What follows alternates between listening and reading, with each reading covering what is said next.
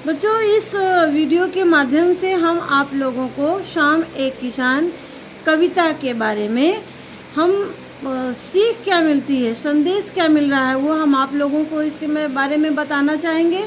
बच्चों, कवि सर्वेश्वर दयाल सक्सेना ने शाम एक किसान में जाड़े के समय का शाम का दृश्य प्रस्तुत किया है।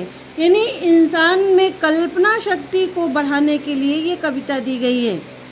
कोई प्राकृतिक दृश्य देखकर, देखो बारिश का समय होता है, आकाश में बादल छाते हैं, सूर्यास्त के समय अगर हम आकाश की तरफ देखते हैं जिधर सूर्य डूब रहा हो पश्चिम दिशा में, तो अगर हम कल्पना करते हैं तो बहुत सारे दृश्य हमको दिखाई देते हैं। कहीं पक्षी उड़ता हुआ दिखाई देता है, कहीं पे जो है कोई जानवर दिख रहा है, कहीं ऐसा लगता है पूरा नदी बह रही है, आसमानी कलर का पूरा पानी है, कहीं लगता है पूरा लाल लाल खून जैसा ही पूरा ढल गया है आसमान में। ऐसे बहुत सारे दृश्य हैं। हम लोगों को बीएड में ना मानव शास्त्र प्रयोग दिया गया था, तो उसमें क्या दिए थे मालूम है, छोटे छोटे 8-10 कार्ड दिए थे और उस कार्ड में जो है ना अनेक प्रकार के चित्र बने हुए थे, कहीं काले, कहीं सफ़ेद, कहीं कुछ सिर्फ काला और सफ़ेद। तो हर चित्र जो है एक एक बच्चे को दिया गया, मतलब 10 बच्चे 10 कार्ड, और उन्हीं 10 कार्डों को फिर से एक्सचेंज किया गया।